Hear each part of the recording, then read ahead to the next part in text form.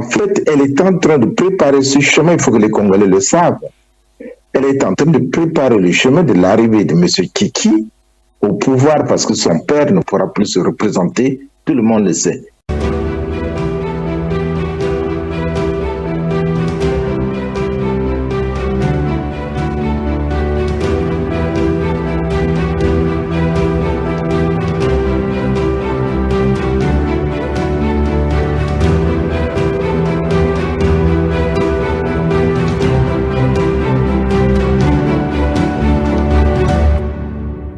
Bonsoir chers auditeurs et chères auditrices de la radio Bakambi, nous vous saluons, nous vous remercions de rester fidèles à notre radio.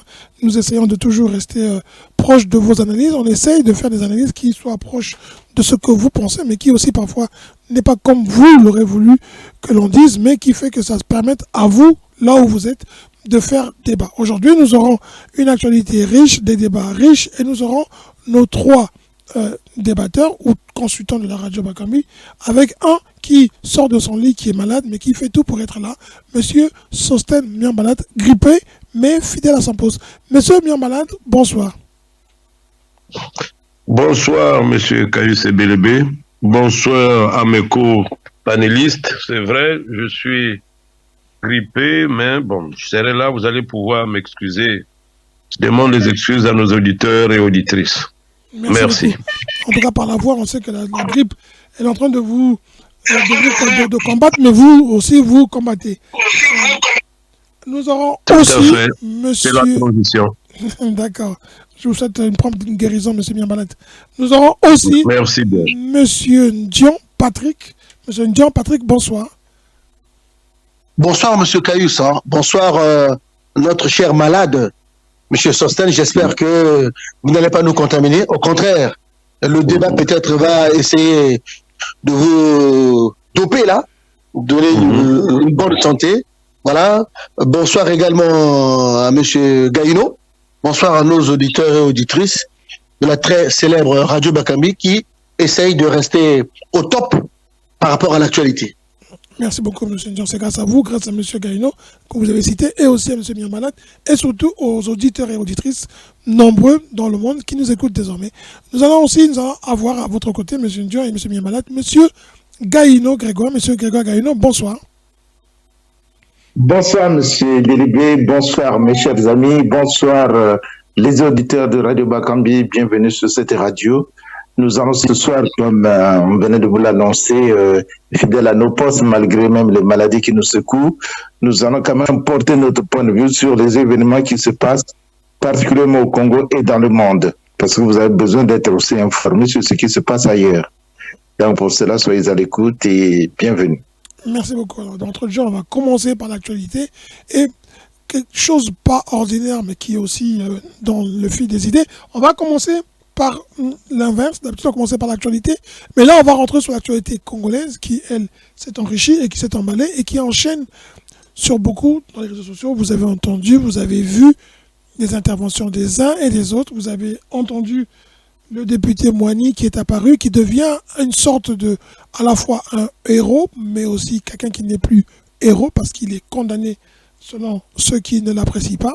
Mais en tout cas, 3 fois, il est revenu à la charge. 3 fois, il a maintenu ses propos.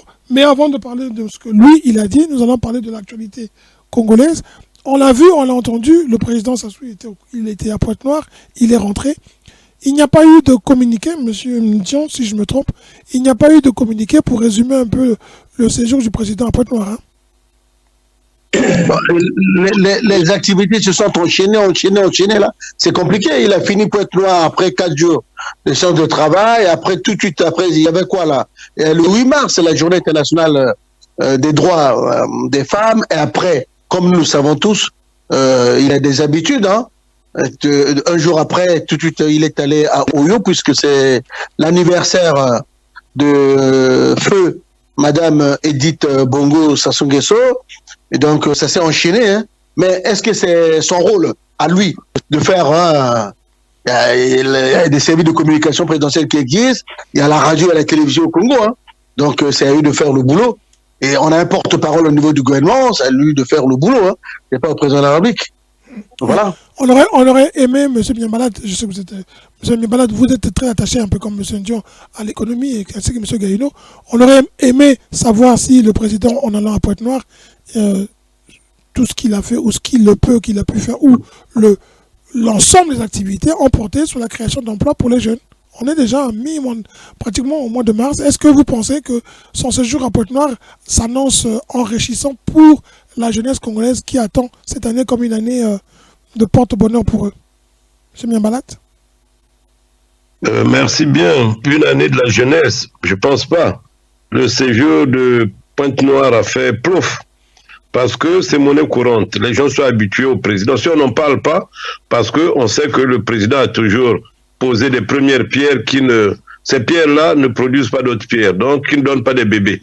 C'est des pierres stériles qui n'aboutissent nulle part, donc les gens sont habitués. Pourquoi en parler? C'est un non-événement pour beaucoup de Congolais.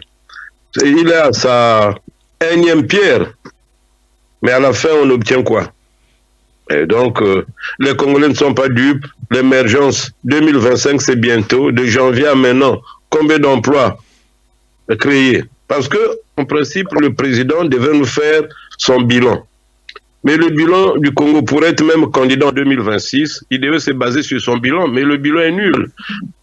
Il a apporté du courant aux Congolais, non. Les gens se plaignent, là. Il y a des accidents au viaduc, là, on venait de voir à l'instant même, pendant que nous faisons des émissions à des familles qui pleurent sur le viaduc, là. Alors, donc, c'est que électricité, rien, courant, rien, alimentation, l'eau, tout le bilan est négatif, pas d'emploi. Mais maintenant, il va battre campagne en 2026 sur quelle base? Non, mais moi, je m'inscris en faux par rapport à ce que vous dites. Ça, c'est de l'amalgame, M. Sosthène Miambala.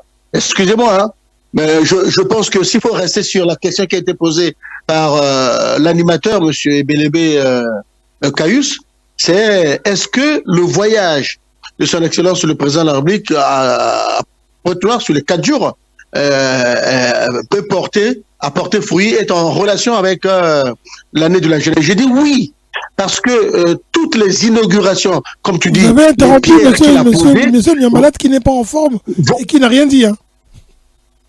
Les pierres qu'il a portées, les pierres qu'il a posées plutôt, vont dans le sens de la création des emplois. Que ce soit la pierre qu'il a posée pour Eni, pour le gaz, bien, ça va créer des emplois.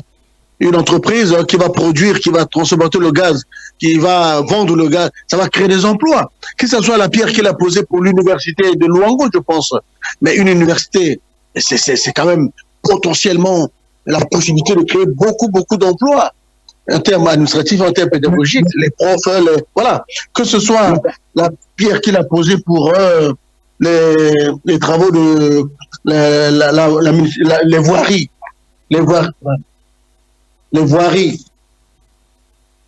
Mon cher co-débatteur, vous avez tout à fait raison. Non, moi, je suis dans le thème. Tu ne peux pas. Je suis dans le thème. Vous avez tout à fait raison. Mais voilà. Pourquoi je l'ai dit? Du haut de mon expérience. Le président Sassou est là depuis 40 ans. Donc, je connais son fonctionnement. Si je n'ai pas débordé, c'est la vérité parce qu'il n'est pas à sa première pierre. J'ai dit, il est à sa énième pierre. Mais les premières pierres qu'il a déjà posées ont toujours été stériles. Donc, ce n'est pas les 2-3 pierres qu'il vient de poser qui vont produire des petites pierres. Ce sont des pierres stériles, comme à l'accoutumée. Même à lui, il a posé plein. Les hôpitaux, les 12 hôpitaux, c'était aussi des pierres, non? Mais ces pierres-là ont donné quoi? Il y en a déjà 4. Mais les hôpitaux, M. Sosthène, il y en a déjà 4. Mais c'était 12. Oui, 12 hôpitaux. Mais oui, c'était 2 hôpitaux par année. Là, déjà, il y en a 4. C'est déjà quelque chose. C'est pas suffisant, bien sûr. Mais c'est déjà quelque chose. Mais tu peux pas dire que le bilan est nul. J'ai quand même en dessous de la moyenne. Quand on est en dessous de la moyenne.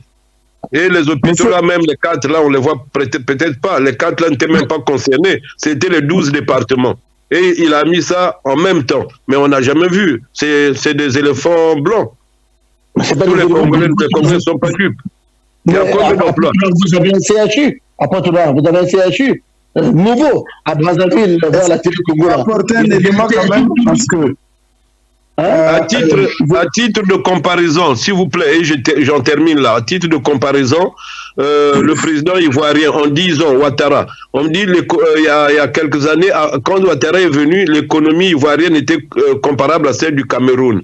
Mais en 10 ans, il a fait de l'économie de la Côte d'Ivoire, l'économie du Sénégal et du Cameroun réunis. Ça, c'est l'économie actuelle de la Côte d'Ivoire. Mais nous, en 40 ans, on peut comparer notre économie à quel pays? Nada. Donc c'est pour dire que les pierres là, c'est des pierres inutiles, c'est du décor, couper les rubans, ça ne donnera rien. On fera le bilan d'ici décembre avant l'émergence. On fera le bilan du nombre d'emplois créés pour qu'on rentre dans l'émergence. Mais sinon, Yaadou est devenu célèbre, c'est parce qu'il n'y a pas le courant, non? Sinon, la célébrité négative là, c'est pas intéressant. Tout le monde parle d'Adundanga, mais parce qu'il n'y a pas le courant. On va écouter M. Gaïno qui voulait intervenir. Tant qu'il n'y a pas de courant, il n'y aura rien. D'accord, merci. M. Gaïno, vous vouliez intervenir? Vous vouliez apporter une précision? Oui, je voulais intervenir parce que je veux bien féliciter Monsieur Gabriel Dion qui croit au néant. Parce que ce que vient de dire Monsieur Sosten, il vient de démontrer, il a fait une démonstration qu'en 40 ans, monsieur a planté des pierres qui se sont transformées en cailloux. Ces pierres sont des cailloux. Donc quand il vient poser là, je pose la première pierre. 2 ans après, quand on vient voir la première pierre, c'est devenu un caillou. Donc il n'y a rien.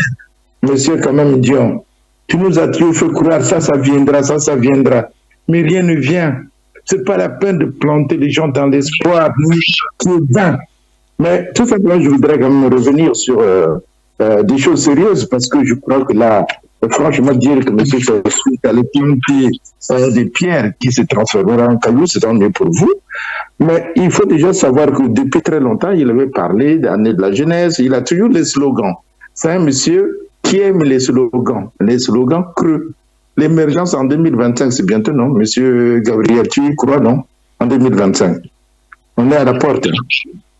Les hôpitaux, ce sont seulement des murs, monsieur Gabriel.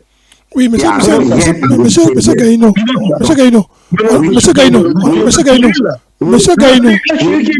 On a compris que vous avez raison. Vous avez cerné monsieur Jean qui défend un bilan qui est pour vous négatif. La question que je pose, est-ce que pour vous, le voyage du président congolais à Pointe-Noire va créer des emplois ou a un impact direct ou indirect, positif ou négatif c'est la question, sur l'emploi des jeunes, puisque 2024 a été décrété année de la jeunesse? Bon, je réponds en 2 mots. Non, c'est un monsieur qui aime se promener dans les avions, qui aime se faire applaudir. Donc, la jeunesse n'attend rien de ces voyages. Voilà. Moi, je dis que je suis d'accord avec vous. Je pense que potentiellement. Demande s'il te plaît. Demande. Je n'ai pas d'accord avec nous. On est d'accord. Mais apporte-nous des preuves. J'apporte les preuves. Tu es quand même d'accord avec moi que lorsqu'on crée une entreprise, par définition, il suivra une création d'emplois. On a posé la pierre pour la création d'une grande activité sur la production du gaz. Et si cette pierre se transforme en caillou, pardon, cette pierre se transforme en caillou, le gaz, il y a longtemps qu'on l'exploite, monsieur Gabriel. Le gaz, il y a longtemps qu'il l'exploite. Ça n'a jamais rapporté. Aujourd'hui, le prix du baril du pétrole a augmenté. Quels sont les emplois qu'il crée? C'est seulement dans l'armée. Il n'y a aucune structure pour créer les emplois, monsieur Gabriel. On crée les emplois lorsqu'il y a des entreprises. Ce sont des entreprises qui créent les emplois. Ce n'est pas la fonction publique. Parce que c'est pas la fonction publique, monsieur. Il les a tous mis. Il les a tous mis. Monsieur Gaïno, ne vous éparpillez pas pour rien. Restez à Pointe-Noire. On a posé la pierre pour une grande entreprise de l'énergie. Pardon, je te pose une simple question. Monsieur Gaïno, il peut juste parler ou pas la question après? Non. Oui, mais je lui pose la question comme ça il peut parler, oui, parce qu'il aime parler. Une question. Dis-moi dans les discours de ton chef d'État, celui qui appelle Monsieur le Président, dis-moi dans quel discours il a déjà donné un chiffre exact des chômeurs, des jeunes chômeurs, avec leur diplôme, un chiffre exact des emplois créés en une année. Dis-moi, dans quel discours? Tu as fini. Je peux te répondre maintenant. Bien sûr. Tu penses que vraiment, le président de la République n'a jamais donné des chiffres sur l'économie nationale? Dis-moi le discours d'une année. Monsieur Gaïno, laissez-le répondre, s'il vous plaît. Même l'année dernière, quand il a fait le bilan de l'État de la nation, il n'a pas donné des chiffres? Sur les jeunes, sur la jeunesse, monsieur Dion. Sur la jeunesse, on pose la question sur la jeunesse. Toutes les années. Sur la jeunesse. Revenons sur la jeunesse. Moi, je vous dis, Oui, on fera le bilan. Je me dis, monsieur Caillus, on peut se permettre de prendre de date, que dans 6 mois, on peut faire un bilan, une émission, pour faire un peu le bilan. Là, ça fait 3 mois là, qu'il a annoncé les chiffres. Moi, je dis, tous les pierres qu'il a posées là, la création, la construction de l'université, ça va créer des emplois. La pierre qu'il a posée pour Eni là, ça va non seulement doubler la production du gaz, mais ça va créer aussi des emplois. L'hôpital de Luango, là, ça va créer des emplois. Potentiellement, c'est ça. Bon, mais non, laissons le temps au temps. Monsieur Dion, pour dire que voilà, est-ce que dans tous les secteurs, il n'y a pas eu une seule création d'emploi? Les jeunes n'ont pas été... Voilà. Mon cher aîné, ne faisons pas rêver les Congolais inutilement. Moi, je reviens sur Ouattara, qui est l'ami du président de la République congolaise. Ouattara, quand il crée, il chiffre. Là, il est autour de 1500 entreprises dans l'artisanat, tout qu'il a créé. Et c'est vérifiable. Au salon de l'agriculture, moi, j'ai été la semaine dernière. J'ai vu que 3 ou 4 pays, les stands, Sénégal, Côte d'Ivoire,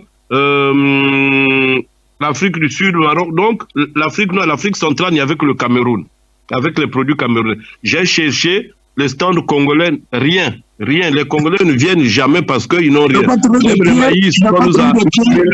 le sommet de l'Italie, il y avait un stand congolais là-bas pour l'agriculture et l'élevage quand même. Tu as vu ça quand même? L'Italie, c'est un petit truc. Le sommet français, il est international, il est connu. C'est pas pareil qu'en Italie. Il n'y a rien en Italie. C'est un partenaire économique, c'est un partenaire commercial. On a eu des oui. Moi, je parle du salon international d'agriculture en France. On l'organise chaque année en France. C'est connu mondialement. Ça fait 60 ans que ce salon-là existe. Donc, c'est là où il y a des grandes technologies dans le domaine agro-pastoral, tout ça. J'ai jamais vu les Congolais. Sinon, des rares cas. Mais les autres pays, les pays émergents, on les voit. La Côte d'Ivoire est toujours là, avec des produits. Merci. Monsieur Gaïno et Monsieur Ndion et Monsieur Nyambalat. Monsieur Ndion a souvent l'habitude de dire qu'il faut être force de proposition. Alors d'abord, il paraît que le Premier ministre, lui aussi, fête son anniversaire aujourd'hui. On va lui souhaiter à Monsieur Makosso bon anniversaire, parce que c'est son anniversaire. Et on va leur proposer à eux tous, à ce gouvernement-là, Makosso, il y a des emplois qui peuvent être créés faciles. Hein. L'ensemble des conseillers du président de la République qui cumulent à la fois les postes de conseillers et de représentants auprès des entreprises et qui sont pour certains eux-mêmes des patrons comme le patron de AOGC, devraient démissionner de certains postes parce qu'ils occupent à eux seuls 3 fonctions. Il est secrétaire général, je crois, chargé de vos finances au PCT. Il est conseiller spécial du président au pétrole. Il est PDG de AOGC. Il était encore député, si je ne me trompe pas, de Bunji. Il a 4 postes. Peut-être qu'il en a donné un à une personne. Il a 3 postes qu'il a s'occuper de AOGC et qui libère 2 postes à la jeunesse. Vous avez, vous, décidé de faire que les gens passe de 60 ans à 70 ans, on va ramener l'âge de la retraite à 65 ans pour ceux qui doivent atteindre 70 et ceux de 65 à 60. Et on recrutera les jeunes. Pour terminer, M. Ndion, il y a une création d'emploi qui est correcte, et comme vient de le dire M. Myambalat, moi je vous pose la question. Le président, il est parti à Pointe-Noire, il a inauguré une usine pour Eni.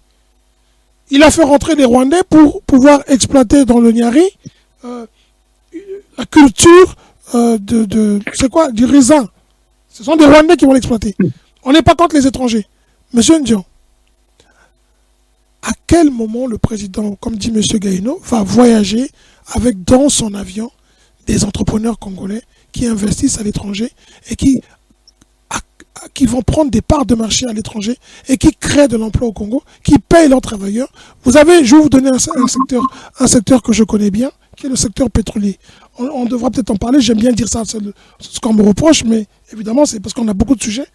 Le secteur pétrolier au Congo, il est contrôlé à 95%, même pas plus, par des étrangers. Nous, à part la famille présidentielle régnante qui s'est cachée derrière des sociétés écrans, c'est les étrangers qui gèrent le Congo. Vous savez qu'au Nigeria, il y a une limite pour tout ce qui est petit gisement. Il y a une certaine quantité de production journalière qui, par exemple, dans le cas du MKB qui pose problème au Congo aujourd'hui, on vous dit, par exemple, contre le gisement produit, je donne un exemple, hein, autour de 25 000, 30 000 barils, eh bien, ça sera donné à des nationaux qui vont créer des entreprises pour créer de l'emploi sur place. Monsieur Ndion, Monsieur Gaïno, Monsieur Membalat, les Nigériens sont aujourd'hui, en termes d'hommes d'affaires, sont la fierté de l'Afrique et du Nigeria. Quand est-ce le Congo sera lui aussi mis sur ce chemin-là pour créer non pas seulement de l'emploi pour faire des fonctionnaires, mais avoir des entrepreneurs, réellement entrepreneurs et indépendants. Monsieur Miambalat, vous êtes agriculteur. Qu'est-ce qu'il faut pour qu'il y ait des entrepreneurs agronomes? Mais la solution est simple. D'abord, il y a la volonté, la passion et le climat des affaires. Le gouvernement est là pour motiver ses concitoyens. Mais avec ce régime, ce pouvoir, on ne peut rien espérer. C'est inimaginable. Inimaginable. C'est pas possible. Parce qu'ils font tout pour que les Congolais n'émergent pas. Alors que l'agriculture, vous voyez que c'est un domaine prolifique. Pourquoi la Côte d'Ivoire? Je reviens encore sur la Côte d'Ivoire parce que c'est quand même un pays modèle. Qu'on aime Ouattara ou pas, Ouattara a fait des bonnes choses en 10 ans. Au salon de l'agriculture, vous voyez, ils ont décliné les produits agricoles. Il y a même le safou. Les Ivoiriens ont connu le safou grâce aux Congolais. Mais les Ivoiriens exploitent mieux le safou que nous, les Congolais. Nous sommes restés au stade rudimentaire. Nous importons plus de safou du Cameroun que nous n'en produisons localement. Mais voilà, nous on ne produit rien. La Côte d'Ivoire au Fouet-Touani a plus de safou au Congo-Brazzaville. Ils le savent, mais eux ils ont valorisé le safou. Vous voyez les produits cosmétiques qui produisent les huiles, les essences à base du safou. Mais nous, qui avons ce produit à la base, on ne fait rien, nous on n'a que les safou, mais parce qu'il n'y a pas le climat d'affaires. C'est la faute des pouvoirs publics. Les Congolais, tous les gouvernements du Congo n'investissent pas dans ce domaine. Ils font des slogans. Priorité de premier. Depuis quand une école, un champ, l'agriculture, priorité de priorité, le président avec des tomates dans les ronds-points, avec des aubergines, mais ça, avec des blouses blanches, ça n'a jamais donné quelque chose depuis les années 80. Donc, c'est le même pouvoir. Tant que c'est les mêmes gouvernants, les mêmes dirigeants, le Congo ne pourrait pas avancer d'un iota. Non, tu vois, là n'est pas le Sosten. Monsieur Ndion, vous répondez à la question, monsieur Ndion, vous répondez à la question. Qu'est-ce qui peut faire qu'on ait des entrepreneurs congolais? J'aurais voulu répondre pour que monsieur Ndion puisse nous répondre. Vous allez répondre après. Monsieur Ndion, dites, vous êtes économiste, qu'est-ce qui fait que nous n'ayons pas aujourd'hui, pouvez-vous, il n'y a pas que vous, quelqu'un peut-il aujourd'hui, là où nous sommes, nous citer des entreprises congolaises privées à la pointe dans un domaine donné, qui sont aujourd'hui la fierté du fleuron économique congolais? Est-ce qu'on peut citer une entreprise privée congolaise? Non. Alors, on ne peut pas... moi, je suis d'accord, je suis d'accord. L'analyse critique que nous faisons et surtout les propositions qui ont été faites tout à l'heure par Sosten. Moi, en qualité d'économiste, j'ai toujours prôné l'idée selon laquelle c'est une idée malienne, voilà. Une idée malienne, c'est-à-dire tout ce qui est, selon moi, si ça ne dépendait que de moi, tout ce qui est matière première, tout ce qui est ressources du sol et du sous-sol, devrait être produite et transformée sur place avant qu'on puisse les exporter. Par conséquent, dernièrement, quand j'ai suivi l'histoire de l'ENI, là, je me disais qu'on devrait faire en sorte que la production de ce gaz, la transformation du gaz, sa vente et son exportation puissent être réalisées au Congo. Mais au Congo, par des Congolais ou par des étrangers toujours? Parce que Eni, ils sont italiens. Eni ne va jamais accepter Oui, que je les sais. Congolais aillent exploiter en Italie. Les Italiens, ils chassent les Africains. Ils le veulent seulement quand ils sont en train de couper C'est parce que, dans leur mais champ, c'est parce que, de couper dans leur champ Monsieur Cayus, les Monsieur raisins Cayus, pour produire le vin. Non, mais c'est vrai. Monsieur Cayus, c'est parce que la loi le leur autorise. Non, mais la loi n'est pas Changeons la faite de loi. ce sorte Écoutez. que la loi est Non. congolaise, non? La loi n'empêche pas un étranger de venir investir au Congo et de pouvoir aller transformer la matière première en Europe. La loi On est bien d'accord que c'est la faute des dirigeants congolais.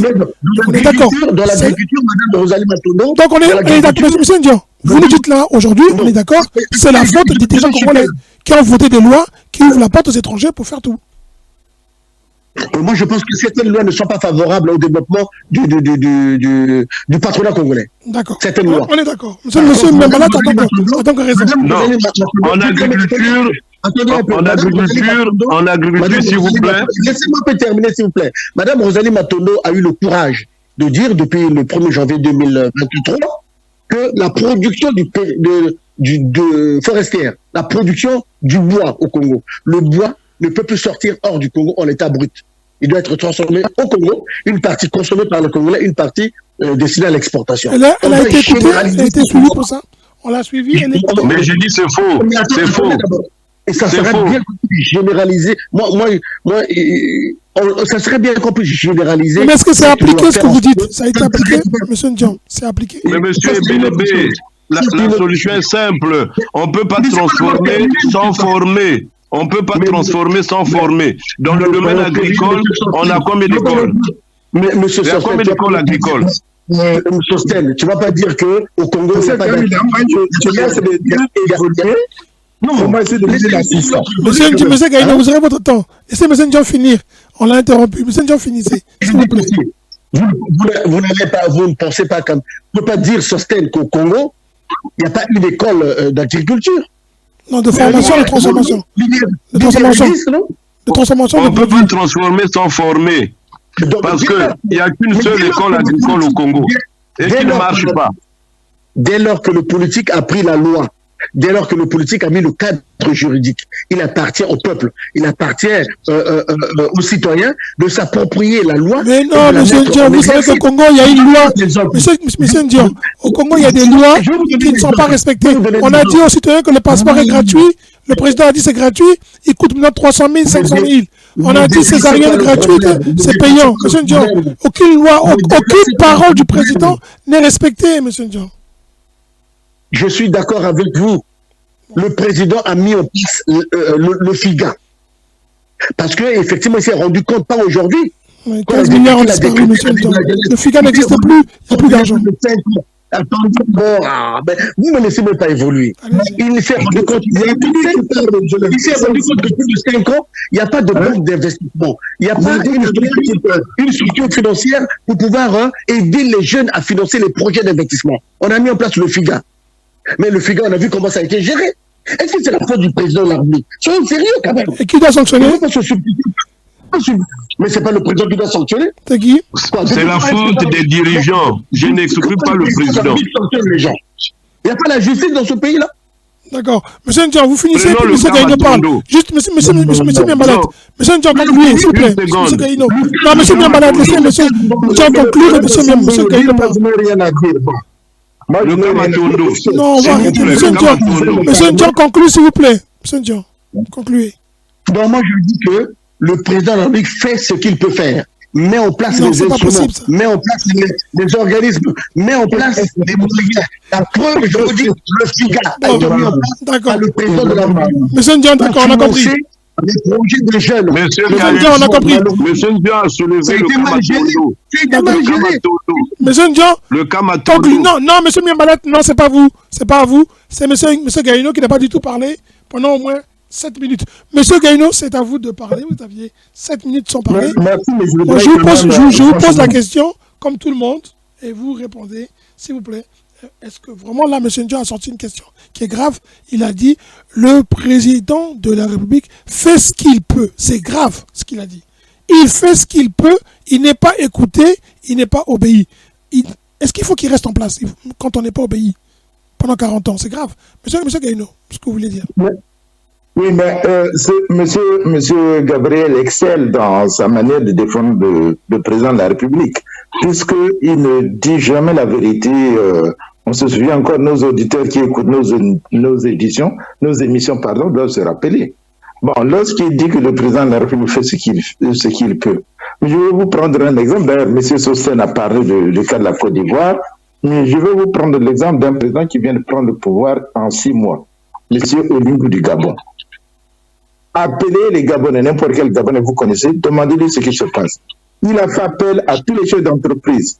Chacun a mené son dossier, il a travaillé sur tous les dossiers.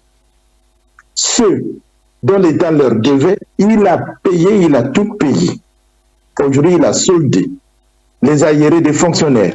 Il paye les bourses. Les travaux ont repris au Gabon. Je crois que je parle sous témoin pour les gens qui connaissent bien le Gabon. Oui, c'est un peu de la communication, M. Gaïno. M. Oligui, on va l'attendre sur 2 ans parce qu'il est candidat à la présidentielle. Là, c'est du cadeau. Non, en 6 mois déjà, il a fait. C'est des cadeaux. Et M. Gaïno, on revient sur le Congo. Est-ce que M. Ndion n'a pas aussi tort, s'il vous plaît, est-ce qu'il n'a pas tort de dire que le président fait ce qu'il peut, même si c'est grave ce qu'il a dit. Mais est-ce que ce n'est pas aussi vrai qu'un président, quand il se retrouve avec des gens qui ne l'obéissent plus, il est plus capable de maîtriser. Mais celui qui les a choisis, c'est à lui de les enlever, c'est lui qui les a choisis, M. Kaus. Je reviens quand même sur l'agriculture quand vous parlez de l'agriculture. Mais l'agriculture, c'est pas, on ne va pas nourrir 4 millions avec l'agriculture traditionnelle, à la houe. Regardez, quand il parle de l'école agricole, y a-t-il des machines agricoles dans cette école-là? Est-ce que les gens des tracteurs, ils apprennent? Mais il faut quand même que l'on mette pour dire les choses. Lorsqu'on vous dénonce les choses qui sont vraies, mais vous voulez démentir en disant l'agriculture. Mais l'agriculture, M. Sossen l'a dit qu'il faut former les gens sur tous les domaines. L'élevage, les cultures, tout ça, ça se forme. Mais il y a des machines, il faut que les gens apprennent à l'école comment on manipule tel tracteur, comment on fait ceci, la terre, comprendre ce que c'est la terre, comprendre les maladies des végétaux, tout ça là. Mais c'est tout un travail, c'est toute une école. C'est pas parce que vous avez un petit lycée qui ne fonctionne même plus correctement que vous allez former les agriculteurs. C'est lamentable. Allez voir ce lycée-là. Moi, j'ai dit ici. Mais monsieur Gaïno, vous êtes adjoint au maire. Je vais essayer de poser une question. On sait que vous êtes adjoint au maire et que vous avez on va dire des fonctionnaires assimilés qui travaillent pour vous et vous avez des équipes qui travaillent pour vous. Ce que dit M. Ndion, ce qu'on dit souvent au Congo, c'est un peu ce que dit Moigny, hein. On va en parler. Le sentiment, c'est qu'aujourd'hui, au PCT, le président est une victime du système qui est en place. Oui, c'est ça. Oui. C'est ce qu'ils nous font croire que le président est une victime. Mais je voulais vous prendre, puisque vous prenez l'exemple de moi en tant qu'adjoint maire. Mais je reviens de Cap-Vert, mais c'est des îles volcaniques. Mais allez voir là où les gens travaillent. Allez voir. Dans les montagnes, ils travaillent. Ils font pousser leurs légumes là-bas. Parce que c'est des gens, il faut les pousser au travail, il faut leur donner les moyens du travail. C'est pas la peine de dire que le président est victime, c'est lui qui oriente la politique nationale. C'est comme nous, par exemple, ici en France, le maire, c'est le premier administrateur de la ville. Tout passe par lui. Même, regardez, ce matin, on m'interpelle pour quelqu'un qui a une caméra devant chez lui. On vient m'interpeller pour dire, venez voir, monsieur, il y a une caméra là. À moi de vérifier si il a eu le droit de le mettre. Sinon, il est obligé de la dégager. Vous voyez, c'est ça le rôle d'un dirigeant. C'est pas être assis, on vous interpelle.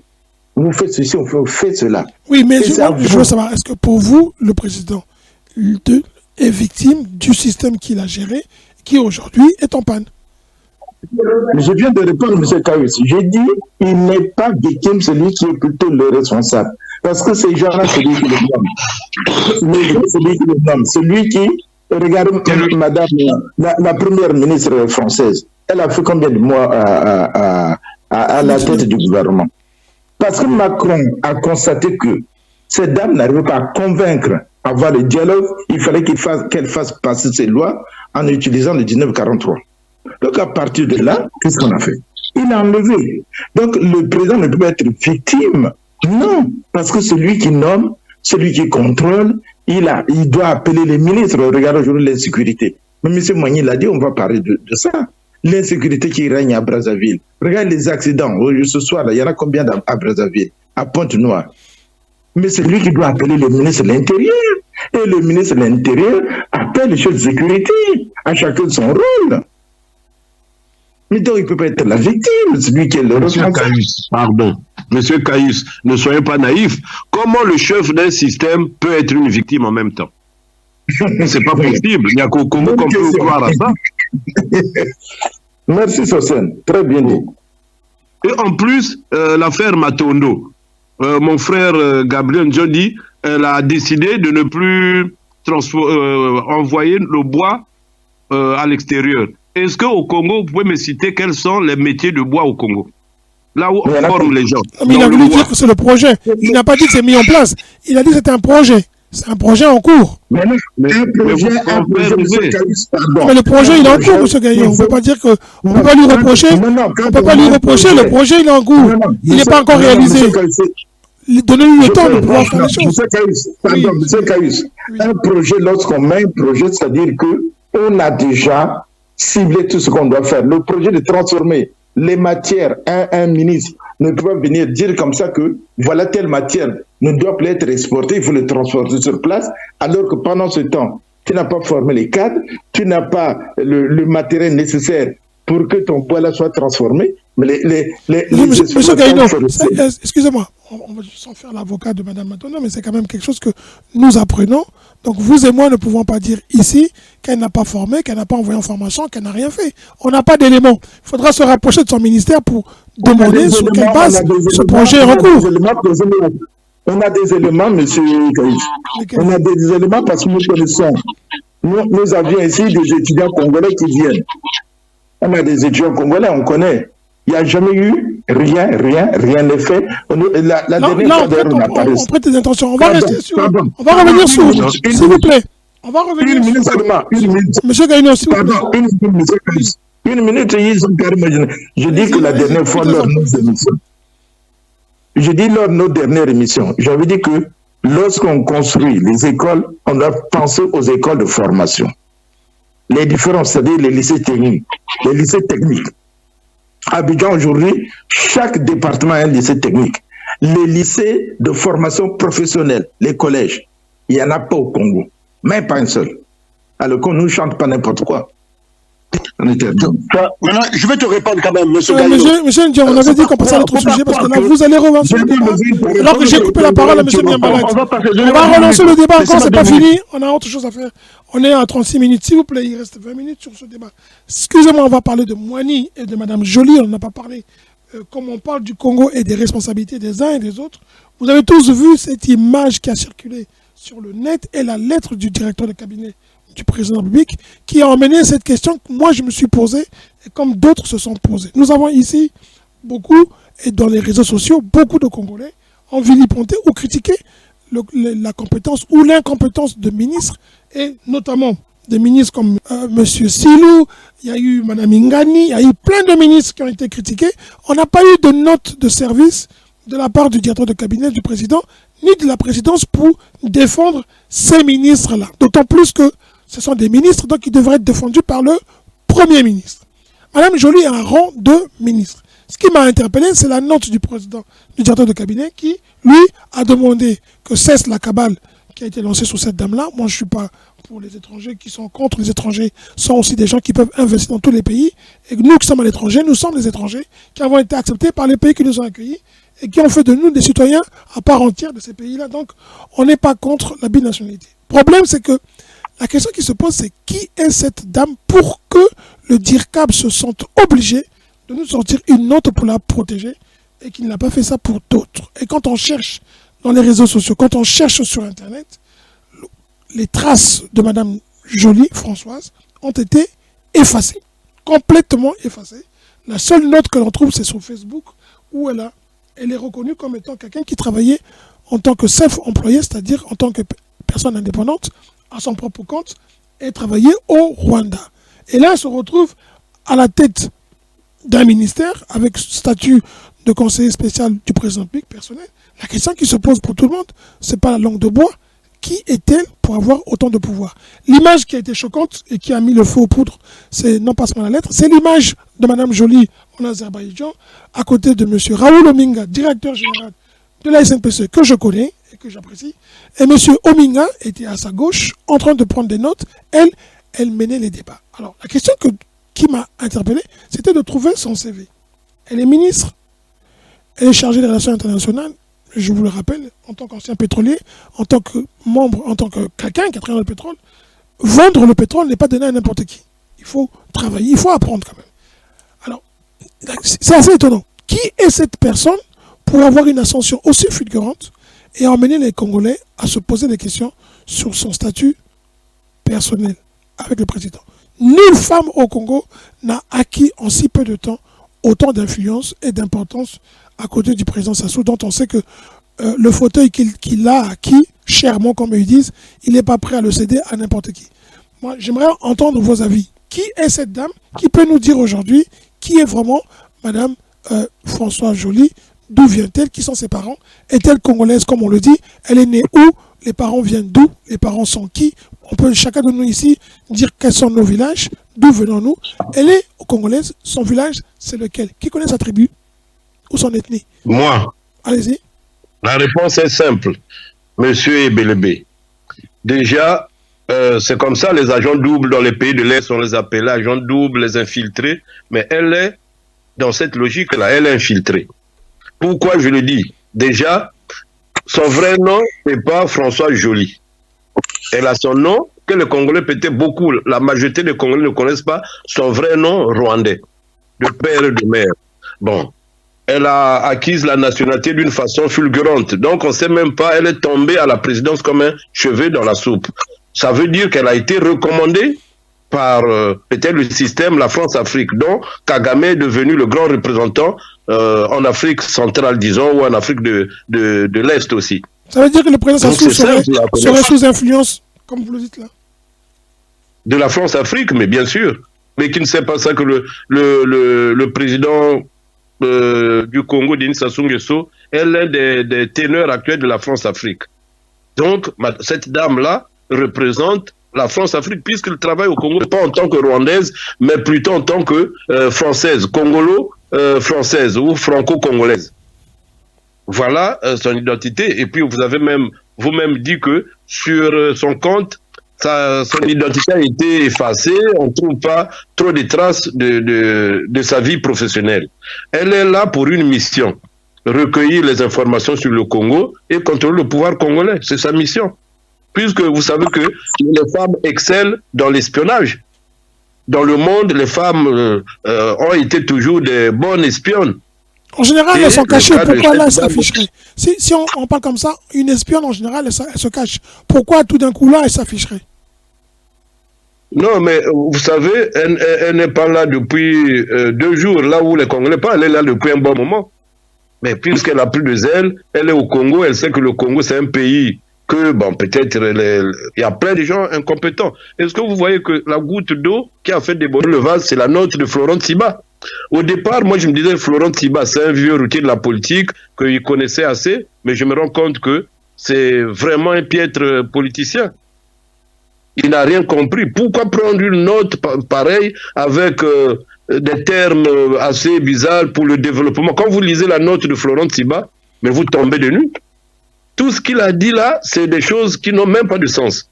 Parce que je ne sais même plus le texte, mais c'est un texte truffé de contradictions. Et tu sens qu'il a fait ça à la va-vite. Au lieu d'étouffer le feu, mais il a mis de l'essence. Ça a mal tourné.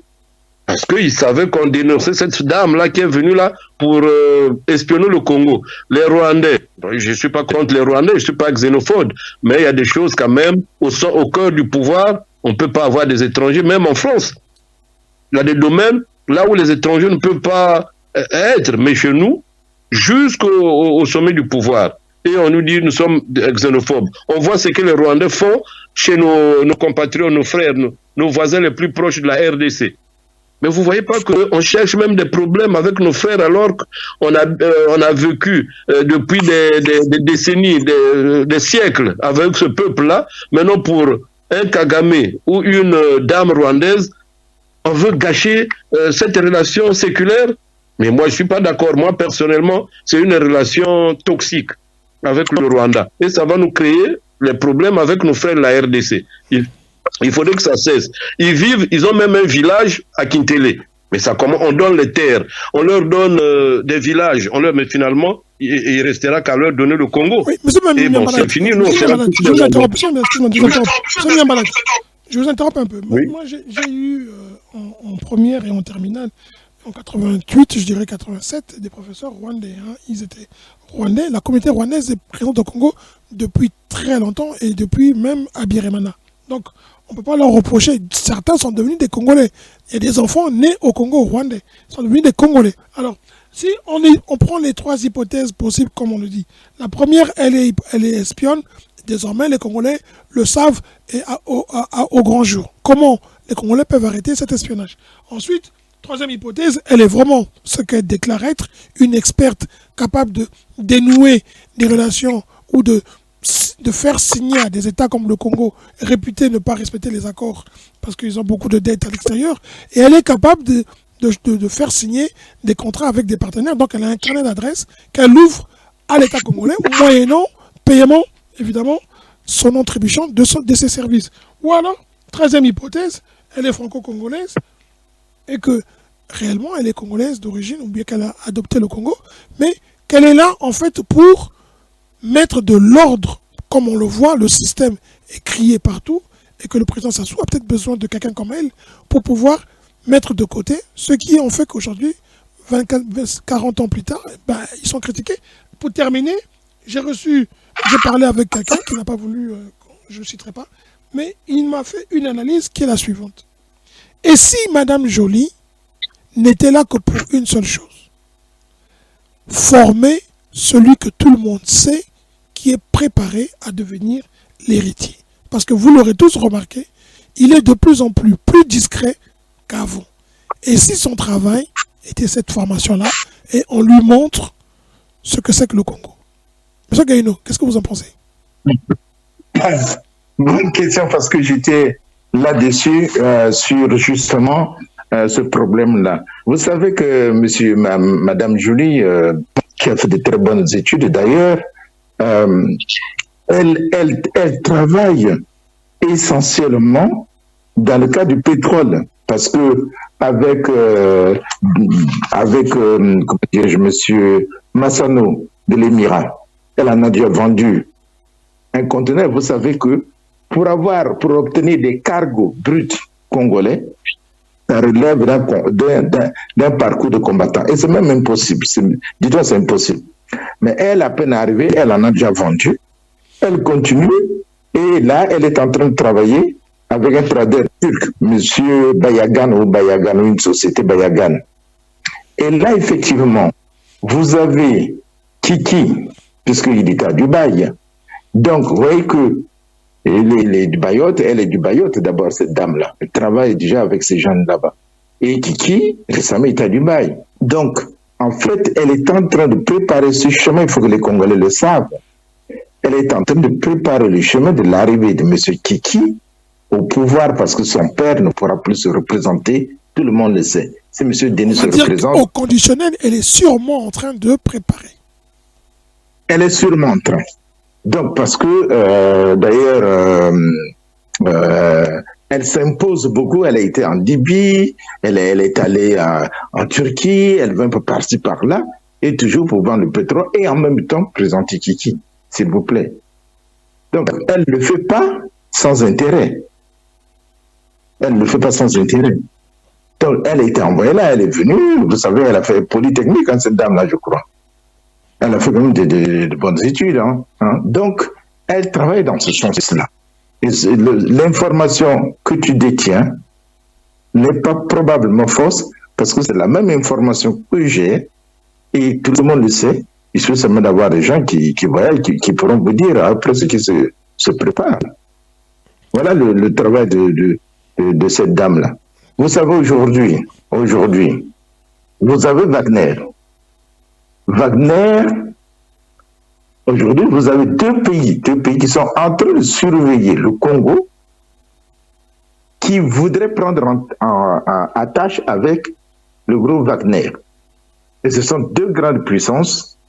Et je ne peux pas vous dire plus, parce que d'ici là, vous allez voir qu'il y aura une autorité, une grande autorité d'un pays puissant qui va se rendre au Congo-Brazzaville. Voilà, vous nous faites des confidences qui nous font peur, monsieur Gamisendian. Vous êtes dans la Haute-Serre. Ben oui. On va laisser l'histoire vous donner raison. On va attendre que vous nous confirmez cette information qui est très sérieuse. Et je vais poser la question à monsieur Gaïnou, à monsieur Ndion. Monsieur Ndion, le PCT est déjà lancé dans une campagne, même si vous ne le dites pas, ou si vous ne le savez pas. Monsieur Moani l'a fait comprendre. On va finir par monsieur Moani. Il est possible que madame Joly travaille pour les intérêts du Rwanda, qu'elle soit là en train de récupérer l'argent que le Congo doit au Rwanda. C'est possible. Il est aussi possible qu'elle fasse le ménage pour le compte du président Sassou parce que la SNPC s'est mis à genoux devant elle, parce qu'en général, les patrons de la SNPC ne se mettent jamais à genoux devant un ministre, mais là, devant madame Joly, c'est garde à vous, et on l'écoute, on l'obéit. Et puis vous avez la possibilité, qui est celle-là, qui est celle de l'option du dauphin en formation. Peut-être que c'est ce qui aussi fait sortir les gants à M. Moani. Est-ce que pour vous, c'est plausible ou c'est des fantasmes de Congolais? Alors, de par ma culture intellectuelle et par honnêteté, je ne maîtrise pas du tout ce personnage-là qu'on appelle Madame Françoise Joly. Françoise Joly. Et quand je ne maîtrise pas, je préfère ne pas me prononcer. D'accord. On vous remercie pour votre franchise. Alors, ça nous emmène au deuxième, à la dernière partie, qui est celle de... Non. Oui, monsieur. Excusez-moi. Moi, je trouve que c'est quand même un doigt d'honneur fait aux femmes congolaises. Vous pensez que, vous la qualifiez d'intelligente, de polytechnicienne. Vous pensez que les Congolaises ne sont pas intelligentes? Aucune Congolaise ne pouvait occuper ce poste-là? Mais on n'est pas naïf. On sait qu'elle est là pour un autre rôle, pas pour les intérêts du Congo. Mais c'est se moquer des femmes congolaises, comme si la femme congolaise était la dernière de l'Afrique, quoi. Mais non, là, je ne suis pas vraiment du tout d'accord. La femme congolaise a l'intelligence, mais elle n'a pas ces opportunités-là. Elle est venue. Si elle n'était pas là, donc le Congo n'aurait pas de femme pour occuper ces fonctions-là. Elle a un autre but, et puis le but est connu, c'est pour l'intérêt de ceux qui sont au pouvoir, pas pour l'intérêt des Congolais. Est-ce que dit le ministre Ntiba, de notre part à nous, de commenter ça et de pouvoir analyser, il faut aussi en parler. Est-ce qu'il n'y a pas un peu, comme dit Roga, une sorte de xénophobie congolaise qui apparaît? Parce que nous qui sommes à l'étranger, on voit très bien que nous poussons pour que nous ayons aussi le droit d'accéder à des fonctions qui sont parfois réservées aux nationaux d'origine, mais qui nous frustrent parce qu'on n'a pas accès.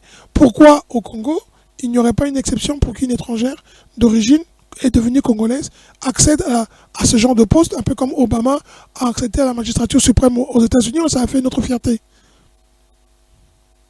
Mais je pense que quand un pays est bien géré, il n'y a pas tous ces problèmes-là. Toutes ces choses-là renaissent ou naissent quand le pays est très mal géré, quand il y a des incivilités, quand les gens sont immoraux. Et beaucoup de problèmes sont propres plus à l'étranger. Mais c'est le cas d'ici, regardez Aya Nakamura pour les Jeux Olympiques. Tu vois comment les gens tirent dans tous les sens, comme s'il n'y avait pas de Français, tout ça. Mais on est dans un pays démocratique. À plus forte raison, un pays là où la population est paupérisée, les gens souffrent, meurent de faim, ils n'ont rien et on voit, même si elle est congolaise, une étrangère qui est au sommet placée, qui gère vos biens. Mais même, quel est le père qui peut accepter? Quelle est une famille qui peut accepter que quelqu'un vienne squatter votre parcelle et commence à vous donner des directives? Mais ça, c'est naturel, c'est humain. C'est pas la xénophobie, c'est pas ça la xénophobie. Les gens amènent les gens sur ce terrain-là pour nous embrouiller. C'est pas la xénophobie. Les Congolais, c'est l'un des pays là où les étrangers vivent mieux. Mais il faut arrêter. Dans aucun pays au monde, tu viens, tu prends le frigo, tu monopolises alors que c'est notre maison et tu parles de xénophobie. Non, ça n'existe pas. Ça va pas nous faire baisser les bras. Ça, c'est pour nous, c'est une fuite en avant. Bon, je voudrais ajouter un mot sur cette dame-là. Vous savez, on parle déjà un titre ministre, il faut avoir la nationalité du pays. J'ai cherché partout. Nulle part n'est écrit qu'elle a la nationalité congolaise, qu'elle a acquis la nationalité congolaise. Vérifiez vous-même. Hein. Allez que ce soit dans n'importe quel journal, vérifiez. J'ai vu pas mal d'articles sur elle. Je sais tout ce qu'elle a fait, c'est écrit. Partout où elle est allée, à Grenade, partout. Elle a étudié à Caen, tout ça là, elle est journaliste. Elle a fait ses études, je crois, à Strasbourg. Donc, j'ai essayé de vérifier depuis que cette affaire-là défait la chronique au Congo, j'ai essayé de vérifier et même d'appeler certaines personnes pour comprendre. Mais cette dame-là, elle n'a pas acquis la nationalité congolaise et ce qui est plus criard, c'est de voir le directeur de cabinet du président de la République, qui a aussi lui-même rendu ministre, écrit, comme a dit M. Miambala. Moi, j'ai lu ce qu'il a écrit en parlant de notre pays. Il ne dit pas son pays à elle, de notre pays à nous, le Congo. Quand elle parle d'elle, il ne dit pas de notre pays. Donc, vous voyez que c'est quand même un peu scandaleux de voir des responsables politiques qui agissent sans réflexion, sans mûrir leurs pensées, qui vomissent n'importe quoi parce qu'ils prennent tous les Congolais pour des zoba-zoba, on peut dire n'importe quoi, ils vont croire. Ce n'est parce qu'ils ont le fusil à la tempe que les gens ne disent rien. Aujourd'hui, là, on se dit, on a les réseaux sociaux quand même. Donc, on ne peut pas se permettre de mentir publiquement au peuple en disant qu'elle a la nationalité française. En plus, on lui octroie quel poste? Le poste du ministre donc qui chuchote à l'oreille du président de la République. Là, les réseaux sociaux ont parlé qu'on est elle a mené le président de la République à Dubaï, là-bas sans rien, mais pourtant, c'est là-bas elle vend le pétrole, elle continue. C'est maintenant elle défend le pétrole du Congo. Est-ce que être ministre du président de la République consiste à aller vendre le pétrole ailleurs? C'est toutes ces questions-là. C'est une humiliation pour les Congolais, grand frère. Voilà, on vous peut expliquer. Récemment, Emirati Massano a acheté comment tu appelles, un cargo là-bas. Là, elle est en train de négocier avec Bayagan turc pour vendre des cargos. Bon, voilà beaucoup de choses que je ne peux même pas dire sur cette radio-là. De ce qu'on m'a appris aujourd'hui même, parce que comme je préparais cette émission, je me suis mis à chercher justement, puisque c'était inscrit à l'ordre du jour. C'est comme ça que j'ai eu certaines informations. Donc, il ne faut pas qu'on dise aux gens que voilà, c'est... Non. C'est vraiment, je vous jure, c'est de la traîtrise. Ce sont des gens qui sont en train de trahir le Congo. C'est inadmissible ce qui se passe au Congo. Inacceptable. Ce n'est pas normal. C'est une haute trahison. Ils doivent être poursuivis. C'est une haute trahison. Il y a des Congolaises qui ont fait des études. Pourquoi M. Sassou ne peut pas prendre ces Congolaises-là s'il voulait d'une femme au lieu d'un homme? Pourquoi aller chercher celle qui a fait ses études? Mais lisez bien, tapez Madame Jolie Kwakwala Françoise, vous allez voir tout son cursus. Allez un peu essayer de fouiller par-ci par-là, vous allez voir. Vous avez trouvé sur le net des traces de cette dame alors que nous on a regardé, on ne trouve pas. Mais le pire, c'est que le directeur du cabinet du chef de l'État, Florent Siba, signe une note avec un faux nom de cette dame-là. C'est pas son nom de naissance, Françoise Joly. Le ministre Florent Siba s'embourbe dans ça. Mais c'est que c'est une mafia. Une note officielle avec un faux nom. Il y a même un journal connu qui a dit une énigmatique conseillère de Sassou Nguesso. Énigmatique conseillère de Sassou Nguesso. Voilà. Lisez cet article-là. Merci beaucoup. Ça nous amène au dernier sujet. On va aller sur le dernier sujet qui est celui de M. Moani Idover, qui lui est venu lancer un pavé dans la mare. Il est venu parler de l'insécurité, thème cher au président Sassou, qui est lié à ce qu'ils appellent la paix, l'homme de la paix, l'homme qui a consolidé le Congo, qui a mis la paix. Et la paix est transformée aujourd'hui en une insécurité généralisée. Plus personne ne peut sortir au Congo après 18 h. Et même depuis longtemps, maintenant, on commence à dire, même à 11 h, depuis un moment, les Congolais ont décidé de prendre les choses eux-mêmes en main, donc de brûler et même de brûler à vif tous les bandits qu'on appelle les bébés noirs pour qu'eux-mêmes se fassent justice. Le Congo, c'est du Far West, on nous dit non, c'est un pays de justice, la justice à une seule vitesse ou à plusieurs vitesses. Corruption généralisée ou pas du tout, en tout cas il ne faut pas critiquer le Congo parce qu'on nous dit que la police travaille, mais les citoyens, eux, ont plus peur que jamais. Les mamans se plaignent. Il y a une maman qui, dans les réseaux sociaux, elle nous a expliqué qu'elle vendait et qu'elle se fait elle-même braquer et que désormais, elle vit difficilement. Aucun Congolais aujourd'hui, sauf ceux qui sont dans les 4x4, comme on dit, climatisés, sont en sécurité. le Congo est un pays dirigé d'une dictature. Nous avons découvert un monsieur Idover Mwani qui, lui, a un pédigré spécial. Beaucoup de gens l'ont oublié. Je me suis fait envoyer son pédigré. Il était en France, il a connu la prison, il est rentré pour des problèmes personnels et il est lui-même venu dire à tout le monde, dans 3 vidéos différentes, 3 audios, qu'il est à l'origine de la déstabilisation du régime de M. Pascal Lissouba, donc financé par le PCT. Après rétractation, il est revenu nous dire que s'il a fait ce qu'il a fait pour déstabiliser le régime, pour pouvoir rappeler aux Congolais que Sassou était meilleur que Lissouba, il dit c'est parce que le président Lissouba avait commencé à persécuter les gens du PCT qui étaient paisiblement chez eux. Le côté paisible des Congolais qui sont toujours dérangés mais qui sont toujours prêts à riposter, c'est un peu ce qui était utilisé le 5 juin pour justifier la guerre. On est aujourd'hui en train de constater que M. Mwani sort et dit haut qu'il est parmi les plus grands brigands du Congo et que ce qui se passe au Congo aujourd'hui, lui il est prêt, il peut résoudre. Alors, question que j'ai posée à certaines personnes, indiscrétion. Allô? Oui, M. Gaïno? Que s'est passé? M. Gaïno, on vous écoute. Hein? M. Gaïno? M. Niambalat, vous nous écoutez? Oui. Monsieur Je Dion? vous suis attentivement. M. Ndian? M. Ndian, le micro est coupé. Alors, question qu'on nous a posée. Je vous suis. Merci.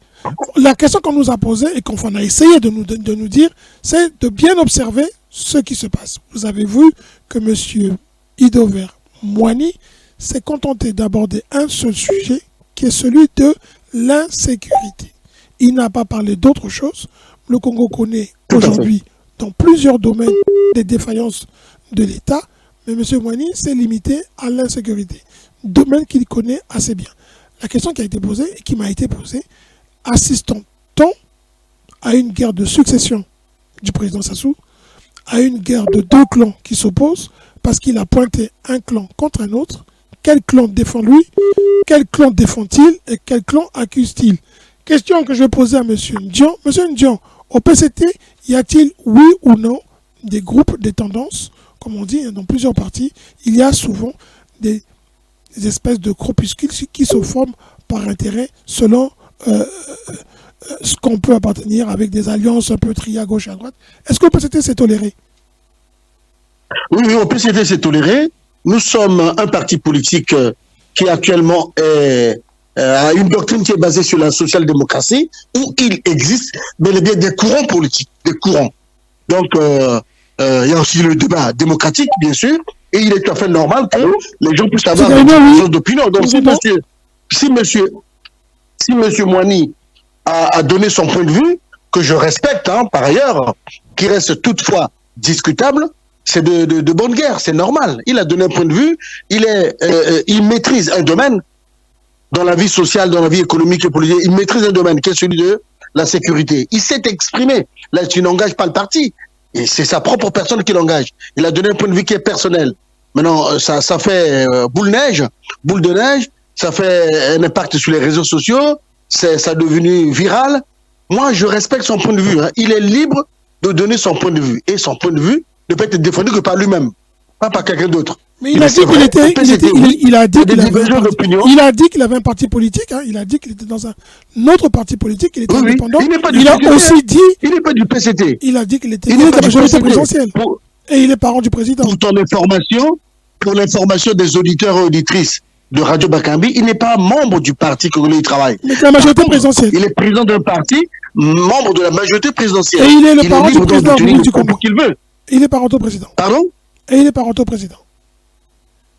Oui, il est aussi parenté au président. Mais vous savez, le président, beaucoup de gens sont parentés à lui. Hein. Donc je reviens, je dis que il n'est pas membre du PCT et il est un citoyen libre de sa pensée. Donc il a dit ce qu'il a dit. C'est devenu viral sur les réseaux sociaux, mais il est libre, c'est un être humain. Il a donné un point de vue en tant que sachant, en tant qu'expert dans le domaine de la sécurité. Il estime que le ministre de l'Intérieur n'a pas les compétences nécessaires pour pouvoir, ou encore sans qu'il y ait du laxisme ou du laisser-aller dans sa façon de faire, il serait mieux qu'on puisse le remplacer par quelqu'un d'autre. C'est son point de vue.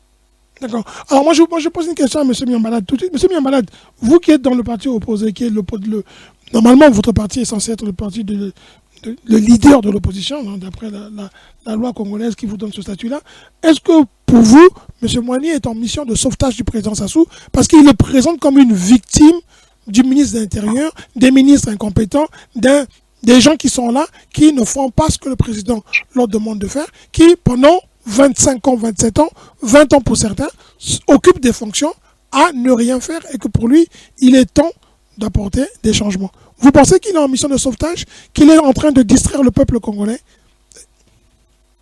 Bon, à supposer que le président Sassou Nguesso soit pris en otage par ses propres créatures, dont fait partie les 12 apôtres Moigny, et M. Moigny Idover, puisqu'il faisait partie des 12 apôtres. Donc, s'ils l'ont pris en otage, et puis il y a un qui se rend compte qu'il est suffisamment asphyxié, le pays va vers l'abîme. Certains ont comparé le Congo d'ici là comme Haïti, mais ce n'est que là, c'est bien, parce que la vérité vient par escalier, mais elle finit toujours par arriver. Et c'est ce qu'il a fait. Il a démontré que la guerre de 92, c'est eux qui tiraient les ficelles. Ils ont créé l'insécurité pour que la population puisse dire non, les Souba n'arrivent pas et que le président Sassou revienne au pouvoir.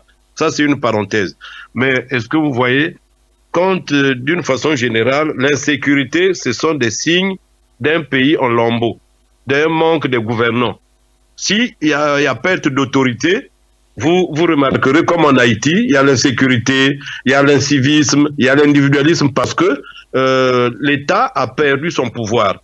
Comme dans une famille, quand les parents perdent le contrôle des enfants, mais les enfants, de facto, deviennent des bandits, des voleurs, des pieux, ils ne respectent plus la loi. Mais notre pays est là, il n'a fait que dire ce que tous les Congolais pensent un peu bas. Mais comme ça vient du milieu du pouvoir, les gens disent non, les lignes commencent à bouger. Mais si les lignes commencent à bouger en vrai, et c'est une bonne chose, il y en a qui se repentissent, il n'y a que les imbéciles qui ne changent pas. Mais si, c'est des bonnes guerres. Si ça fait un tollé, parce qu'il a dit la vérité, que Ndengue ne fait rien, les bébés noirs. On a toujours dit que c'est Ndengue qui est le chef des bébés noirs. Et qui dit Ndengue? Dit Mboulou qui est son ministre. Donc c'est vrai, parce que tous les jours il y a des Congolais qui meurent. Même les bébés noirs qu'on tue là, c'est quand même des Congolais. Et on n'est pas au Moyen-Âge, là où on réglait les choses œil pour œil, dent pour dent. Est-ce que les bébés noirs là, c'est pas des humains? On est content de voir brûler les gens. Moi, je suis pas pour les bébés noirs, mais les brûler aussi comme ça, c'est quand même ne plus respecter la vie humaine. C'est que le pays a tellement failli que, bon, on est obligé de faire justice soi-même. La loi du talon. C'est pas des bonnes choses. Donc, c'est au président de prendre ses responsabilités ou de quitter le pouvoir pour éviter que le Congo sombre dans la terreur, dans tout ce qu'on peut penser. Que le président, vraiment, pour une fois, c'est un homme âgé, il a plus de 80 ans. On se dit qu'à cet âge-là, il doit être sage. Il n'a qu'à mettre sa sagesse en exergue pour libérer le Congo. Et le Congo est pris en otage parce que, selon le président, est pris en otage. Puisque eux, ils reconnaissent rien. C'est le président qui est pris en otage. Mais donc, c'est le Congo. Nous tous, nous sommes pris en otage. Et il faudrait qu'ils nous sortent de ça. Et les Moigny, comme il dit, c'est un acteur. Il n'est pas fini. Mais ils n'ont qu'à faire ce qu'ils ont fait pour peut-être ramener tout le monde à la raison. Voilà, le problème, c'est là. C'est bien, il a dénoncé. Mais il est du quel camp? Est-ce qu'il veut opposer Ndengue, Mboulou contre JDO ou bien contre le camp de Kiki, puisque là-bas, il y a des chapelles. Mais il est dans quelle chapelle? Là où le prêtre, de l'autre côté, il y a... Mais sa chapelle, je ne connais pas sa chapelle. Est-ce qu'il est avec Kiki? Là où c'est Kiki le prêtre, le grand prêtre, est-ce que c'est le grand prêtre, c'est JDO? Est-ce que c'est Obara? Est-ce que c'est Oba? Donc, il y a tellement trop de chapelles que tout le monde veut se faire prêtre pour remplacer le grand Manitou, pour remplacer le créateur de tous ces monstres-là. Merci. Voilà. Monsieur Gaïno, pourquoi le député n'a choisi que comme seul thème, alors que tout le monde crie que le Congo, ça va dans tous les sens, c'est la catastrophe partout, lui, il parle que de l'insécurité, il ne nous parle pas des retraités qui sont maltraités, il ne nous parle pas des bourses qui ne sont pas payées par des étudiants qui ont été rapatriés et qui se retrouvent pour certains blacklistés et qui ne peuvent plus étudier, qui sont interdits parce qu'ils ont manifesté à Cuba, ils ont réclamé leur argent, ils sont rentrés au Congo, on leur interdit de reprendre leurs études. Vous avez des étudiants congolais qui sont rentrés, qui ne peuvent pas travailler en Palestine, des médecins. Vous avez les hôpitaux qui ont été créés, qui n'existent pas, mais qui sont là, mais qui ne sont pas équipés. Enfin, il y a plein de choses qui ne vont pas. L'eau, l'électricité, tout ça, on en a parlé. Mais lui, il ne choisit que l'insécurité. Et tout le monde sait que l'insécurité veut dire les armes. On a accusé ceux qui sont allés en Azerbaïdjan d'aller acheter des armes pour préparer 2026. C'est un peu aller vite en besogne, mais pourquoi pas? Parce qu'il faut prendre toutes les options possibles. Est-ce que l'insécurité, c'est le seul thème pour qu'un député, qui lui, en fait, en réalité, pour certains, il pleure son salaire qui n'est pas payé depuis un mois, mais les Congolais, ça fait des années qu'ils pleurent leur niveau de vie, personne ne bouge. Ce député n'a jamais parlé du problème de vie des Congolais. Hein. Il ne parle que de l'insécurité, parce que c'est le thème cher à son domaine. C'est là où il s'est enrichi, dit-on. Merci. Mais d'ailleurs, on lui a posé la question sur le salaire d'un député qui s'élève à près de 6 millions et quelques. Hein. On lui a dit, mais vous touchez ça? Et vous pensez quel est le SMIC congolais qui est de 50 000 et quelques. Bon, bref, pour répondre à votre question, pardon, pourquoi a-t-il pensé seulement à l'insécurité qui n'a pas parlé de la misère du peuple congolais? Bon, vous savez, lorsque quelqu'un parle, on peut savoir tout le fond de ce qu'il pense, de ce qui se passe dans son entourage. C'est une question qu'il faut peut-être poser à lui-même, il saura répondre pourquoi il a parlé de l'insécurité, il n'a pas parlé d'autres problèmes qui touchent le peuple congolais. Ça ne veut pas dire qu'il est indifférent, ça, je ne crois pas, c'est un homme politique. Moi, je l'ai bien suivi, c'est un homme politique qui répond politiquement aux questions, mais le fond de lui, il faut être politicien aussi pour comprendre ce qu'il veut dire, son message. Il a peut-être trouvé que ce créneau-là est tellement aujourd'hui d'actualité quand on voit les Congolais dans un pays tuer quelqu'un, le brûler. Et ce n'est pas la première fois. Dans un pays, il y a la police et il y a le service de l'ordre. C'est même une honte pour le peuple congolais. On est à quel état? Vous voyez, donc, c'est pour ça que ce thème-là l'a plus touché que les autres. La misère des Congolais. Vous ne verrez pas un député dire que moi, je touche 6 millions. Je vais aller au moins faire ceci. Si vous refusez cet argent-là, nous avions aujourd'hui notre député ici, pour ces 3 000 qu'il touche, mais il les prend pas, il les donne aux associations caritatives, aux ONG, des choses comme ça. Parce que lui, il dit, moi, je vis bien, je n'ai pas besoin de ça. Il pense aux autres. Mais est-ce que vous avez déjà vu un homme congolais, un responsable politique, penser à sa population? Non. La preuve est que, bon, Manu, je ne le connais pas trop bien, on se connaît peut-être vulgairement comme ça à une époque. Si on se voit, c'est pas ce qui va se rappeler de moi. Mais tout simplement, il est venu ici à Paris, il y a des rumeurs, il y a des ondes sur son séjour à Paris, qu'il aurait détourné l'argent, ou je n'en sais rien. Bon, je dis bien qu'il aurait, je n'ai pas la preuve. Mais moi, on entend tout. Et vous voyez qu'eux, quand ils prennent l'argent, ils viennent, leur deuxième ville, même la première ville, c'est devenu Paris. On vient ici à Paris, on passe tout son temps, on ne va pas en prison. Parce qu'au Congo, mieux vaut, si tu vas aller en prison, tu pars ça sous. Mais tu peux voler, tu peux tuer, tu n'iras jamais en prison. Donc, vous voyez que c'est pour ça que lui, c'est peut-être le thème qu'il a choisi. Parce que voilà, il y a l'insécurité. Qui dit l'insécurité, il va s'en sur le contrôle et la perte du pouvoir. Peut-être qu'il a peur aussi de perdre du pouvoir. Parce que cette insécurité, si vous ne maîtrisez pas, le jour où ça va s'enflammer, ben, ils seront les premiers à déguerpir, hein, je vous le dis. Ils seront les premiers. Et ils commencent à attirer l'attention des autres. Que si nous les laissons faire, ben, écoute, on va être les victimes. Le peuple ne peut pas continuer à subir ça indéfiniment, éternellement. Jamais on a vu ça dans un pays. Il y a toujours une fin en tout. Comme on dit, quelle que soit la longueur de la nuit, le jour finira toujours par apparaître. Donc, c'est un peu ça. Bon, voilà, pour répondre à cette question, je crois que c'est peut-être le thème qui trouve une façon de sensibiliser les autres, que si on ne prend pas, on est en train vraiment de couler.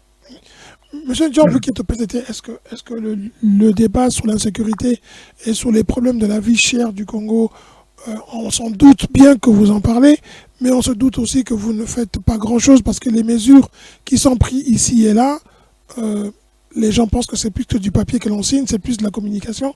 Les effets sur le terrain sont très peu ressentis. Est-ce que vous pensez vraiment que la sortie de votre député, pour les Congolais, ce n'est pas de la poudre aux yeux, c'est carrément de la poudre aux yeux.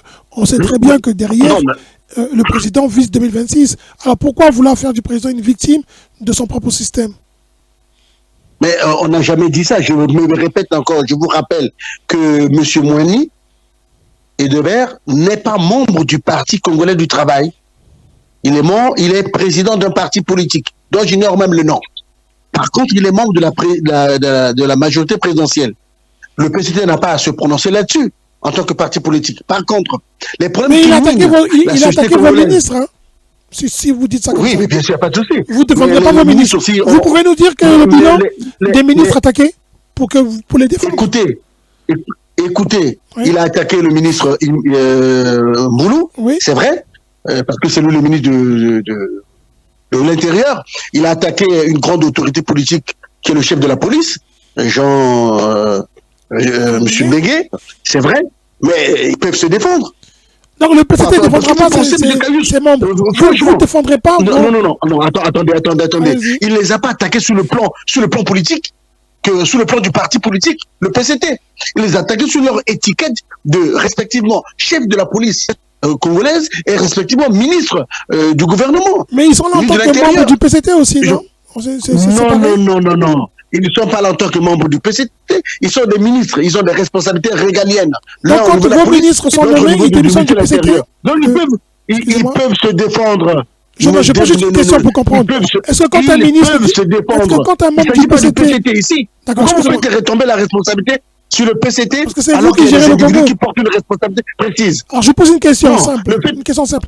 Monsieur Ndion, juste pour comprendre. Pas les choses comme ça. Ok, pour comprendre, juste pour comprendre. Est-ce que quand quelqu'un est nommé, parce qu'on le reproche, M. Merassa a fait la remarque la dernière fois, encore c'est la énième fois qu'il fait cette remarque, le président du PCT, c'est le président du Congo, il n'a jamais démissionné du PCT, il s'affiche volontiers auprès du PCT, ce qui est une incongruité. Hein. Vous savez que le président doit être neutre. Mais là, il s'affiche. Alors, je pose la question. Est-ce que quand un ministre est du PCT, qu'il est nommé ministre, il démissionne du PCT pour ne pas que ça retombe, son travail soit associé au PCT? Non, Monsieur Caïus, oui. Il me plaît de vous dire à vous et à l'ensemble de nos auditeurs dans le monde entier, depuis ici la France, depuis chez vous là-bas en Angleterre, tous les présidents de la République qui sont chefs des partis, quand ils passent président de la République, ils n'ont jamais démissionné. Donc c'est pas M. Sassou Nguesso qui va le faire. Ça c'est un. Deuxièmement, je rappelle que le président Denis Sassou Nguesso, depuis qu'il est président de la République, il n'est pas président actif du PCT. Le PCT est dirigé par camarade Pierre Moussa, secrétaire général. Il est président, on va dire d'honneur comme ça, mais il n'est pas actif, il participe aux réunions du PCT, il n'est pas dans les activités du PCT, tout et tout. Bon, prenez Emmanuel Macron. Dites-moi, Emmanuel Macron, le président français, il est président de la République en marche, son parti. Il a démissionné? Il n'a pas démissionné? Non. Je m'assure. Une seconde. Macron n'est pas président. Macron n'est pas président de Renaissance. Ce n'est même plus En Marche, c'est Renaissance. Et Macron n'est pas président. Il n'intervient même pas dans leurs réunions ni dans leurs décisions. Citez-moi une seule réunion à laquelle le président Denis Sassou Nguesso a intervenu. Le président Denis Sassou Nguesso est toujours président du PCT. Il a intervenu où? Tu l'as vu où, président du PCT? Soyons sérieux. Je dis que sur le papier, il reste président du PCT, il est président, on va dire, d'honneur comme ça, mais il n'y a aucune réunion du bureau politique, aucune réunion du comité central, aucune réunion du Parti congolais du travail, ni dans les fédérations, il ne participe pas. D'accord. D'accord, on est d'accord. Ok, on a compris. Maintenant, dites-moi, pour les ministres qui sont nommés... Dans les slogans du PCT... Les ministres nommés, M. Ndion, quand ils sont nommés ministres, ils n'ont plus rien à faire au PCT, comme le président. Ah non, je n'ai pas dit ça. Mais parce que c'est ça. Les ministres, les ministres, ils sont nommés effectivement, ils restent membres du Parti que ils travaillent, ils participent aux réunions, aux activités, au congrès, ça n'y a pas de souci. Donc leur bilan du gouvernement, vous le mettez de côté, vous ne le mettez pas à l'actif du PCT quand il est bien. C'est ça que vous dites. Écoutez, moi je me dis ceci, c'est un point de vue personnel. Hein. Moi je me dis ceci. Tu es membre du Parti congolais du travail, tu as des capacités, des compétences. tu as un QI. Et donc, quand tu es nommé ministre, tu dois assumer aussi une part de responsabilité. Comme une nation, Parce que c'est toi qui es aux affaires, c'est toi qui gères. C'est toi qui es aux affaires, c'est toi qui gères, c'est toi le ministre. Pourquoi tu dois faire retomber toute la responsabilité de ta gestion au parti? Donc, il est mieux que tu travailles bien pour que le parti puisse être redoré. Mais si tu ne travailles pas bien, réponds. Donc, moi, je pense que les personnes qu'il a citées là ont le droit de répondre. Monsieur Moinet a cité des noms. Et ils ont une bouche, ils peuvent répondre. D'accord. Au lieu de laisser que le parti réponde à la place. Non, merci. Monsieur Gaïno, vous vouliez parler. Ils sont gestionnaires. On va sur Monsieur Gaïno. Monsieur Gaïno, vous vouliez dire, les ministres congolais, quand ils sont mis en cause, ils sont plus membres d'un parti, ils sont au parti, mais le parti ne prend pas sur eux leurs erreurs, c'est eux-mêmes en tant qu'individus. C'est un peu compliqué de comprendre, mais c'est apparemment ce que je comprends. Donc quand ils quittent leur parti, s'ils font des bévues, c'est pas au profit du parti, mais quand le parti fait le bilan pour se représenter aux élections, comme veut faire le président Sassou en 2026, il fait le bilan de ses ministres pour dire, moi j'ai construit les routes, moi j'ai fait les hôpitaux, c'est bien ce qu'il fait, hein. Donc il n'y a pas de dissociation. Je ne me trompe pas, M. Gaïno. Hein. Ben non, pas du tout. Tu ne te trompes pas, parce que ce qui est vrai, c'est que de toute façon, quand ils les nomment, ils sont pour la plupart membres du PCT. Donc, c'est le PCT qui est engagé dans cette dans le cas de la politique que le gouvernement mène. Hein. Donc, tu ne peux pas dire que voilà, la politique du gouvernement est en dehors, parce que le PCT devrait normalement interpeller aussi les ministres, qui fonctionnent très mal. Parce que la plupart de ces ministres sont membres du PCT ou sont de la coalition PCT. Ben, ils doivent les interpeller, mais ils ne font rien. Donc, ils sont aussi comptables de cette mauvaise politique. Voilà.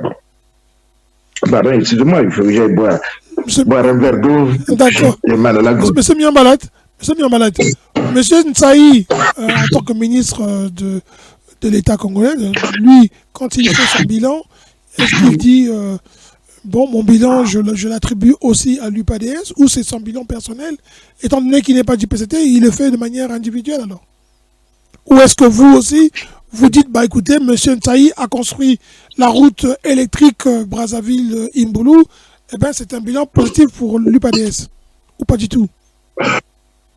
Mais vous conviendrez avec moi que selon la politique du chef de l'État, puisque tout est relié à lui, quand tous les ministres parlent, ils parlent au nom du chef de l'État. Donc, c'est lui qui est l'instigateur du programme. C'est son programme de société qu'on applique. Donc, celui le responsable. Et en majorité, ils sont tous membres du PCT. Donc, le bilan incombe au président et à son parti majoritaire. Il n'est pas du PCT, hein. Voilà, mais oui, mais le bilan, c'est pas ça, c'est une globalité, donc c'est le PCT et son président. Mais comme le président congolais, s'il était au-dessus de la mêlée, on peut voir, mais il est dans la mêlée, il n'est pas au-dessus de la mêlée. C'est lui qui tire les ficelles, puisque à la fin ou au début, on parle toujours sous la clairvoyance du chef de l'État, sous la direction du chef, même si c'est quelque chose qu'il ne connaît pas. Lui, c'est un génie partout. Hein? Il me rappelle Ceausescu, parce que le conducteur en Roumanie, c'était comme ça. Même s'il n'a pas fait la chimie, on va dire que c'est lui qui a inventé ça. Le conducteur connaît tout. Il est dans toutes les sauces, pardon. Donc le président de la République au Congo, il est omnipotent, omniprésent. Et il faudrait qu'il assume. Tous ces ministres font ce qu'ils font à son honneur et c'est lui qui a la clairvoyance. Mais ça se dit dans les discours. Quel est le ministre qui a déjà parlé sans prononcer le nom du chef de l'État? Donc il est comptable partout.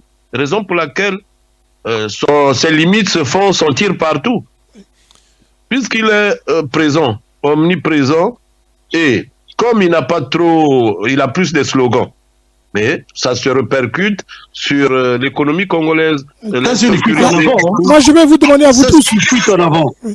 Ça, c'est une fuite en avant parce que dans tous les pays du monde entier, que ce soit ici en France, que ce soit aux États-Unis, que ce soit en Angleterre chez Caius là-bas, ou chez Poutine là-bas, en Chine, partout, eh bien, tous les ministres, quand ils parlent, ils ont pour référence celui qui les a nommés. Ils ont pour référence le président de la République. Non, je ne vais pas te laisser tromper les gens.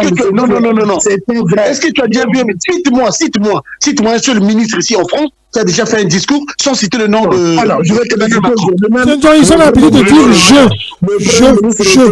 il n'a pas cité une seule fois, il n'a même pas dit le président parce qu'ils sont allés célébrer dans la ville où on avait tué le professeur l'année dernière. Là. Ils étaient là-bas. Il a parlé du terrorisme, tout ça. Il n'a pas cité un seul nom. Il n'a même pas fait référence au président de la République. Il ne faut pas mentir. Alors, monsieur, on ne va pas mentir. Monsieur Gagnon, on arrête ça veut dire que c'est l'exception qui confirme la règle.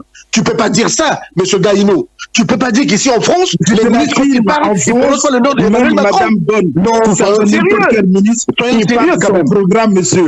Il parle son programme. Il ne veut pas dire comme a dit le président, Ce n'est pas vrai.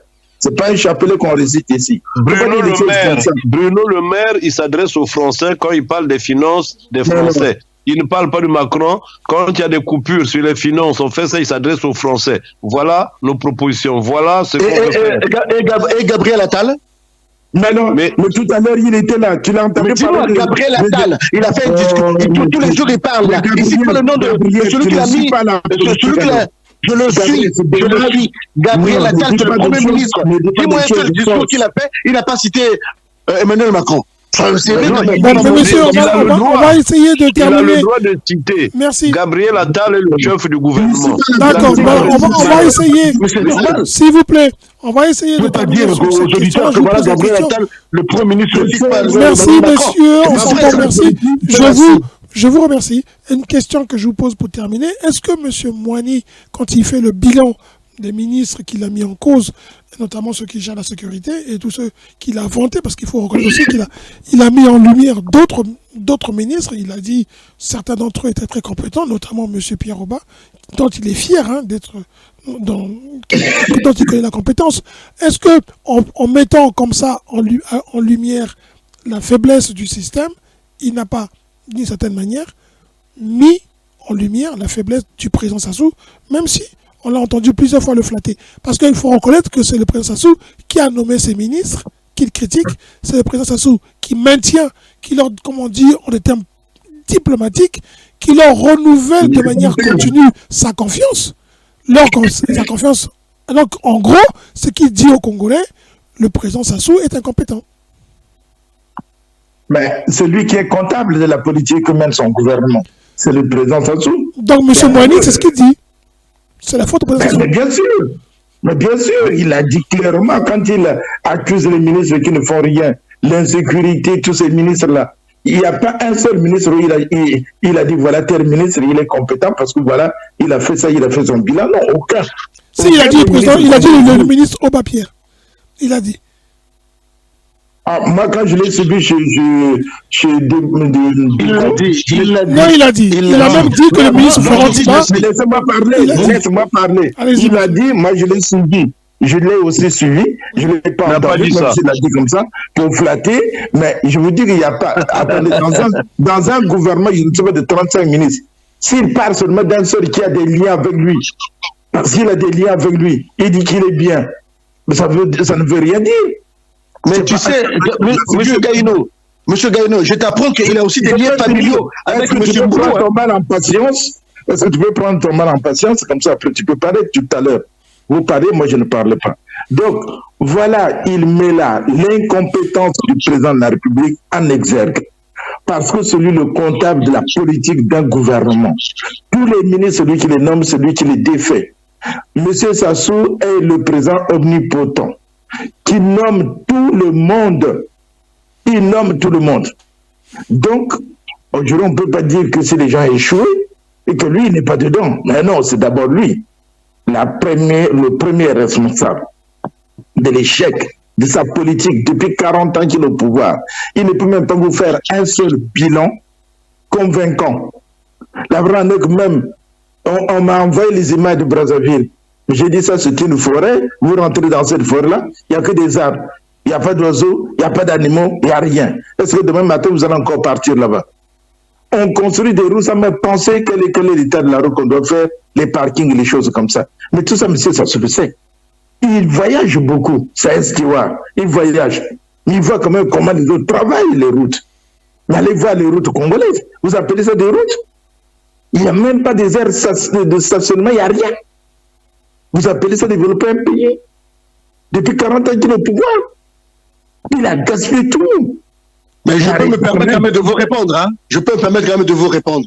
Sur les nominations. Sur les nominations. Écoutez, moi je me permets quand même de vous dire que lorsque vous dites que M. Pierre Oba c'est un membre de. C'est son ami, voilà pourquoi il le. Mais il l'a aussi dit dans l'interview, M. Moani, que M. Moulou que vous voyez là, il est membre de sa famille. Hein? Mais sur l'analyse politique de son bilan, il reste impartial. Il l'a aussi dit. Ça, c'est de un. Maintenant, de deux, quand vous faites toute la responsabilité sur le président de l'État, je vous l'accorde. Mais je me dis que c'est dans ses prérogatives en tant que président de la République de nommer. Hein. Alors, donc il est content de ce qu'il nomme. Celui qui est nomme. Mais je ne pense pas qu'il est. Je ne me rappelle pas que le président de la République ait fait un discours dans lequel il s'est débiné de ses responsabilités. Ou qu'il ait refusé les tueries en public, tout ça, l'insécurité qui règne, où le peuple est obligé de faire la loi lui-même. Écoutez, M. Gaïno, je veux vous dire ceci. Il peut avoir une chaîne de responsabilité dans une affaire. Je le conçois. Mais le premier responsable, ce n'est pas le président Denis Sassou Nguesso. Le premier responsable, c'est le ministre de tutelle. Ah non. Bon, mais non, si vous me dites, oui, le président sait ça, pourquoi il n'enlève pas M. Moulou en tant que ministre? Ça, je vous l'accorde. Je dis peut-être que vous pouvez avoir raison. Mais il a mis en place un gouvernement. Attends d'abord le grand Gaïno. Il a mis en place un gouvernement. Et il y a 35 ministres, comme vous dites. Chacun a un portefeuille ministériel à diriger.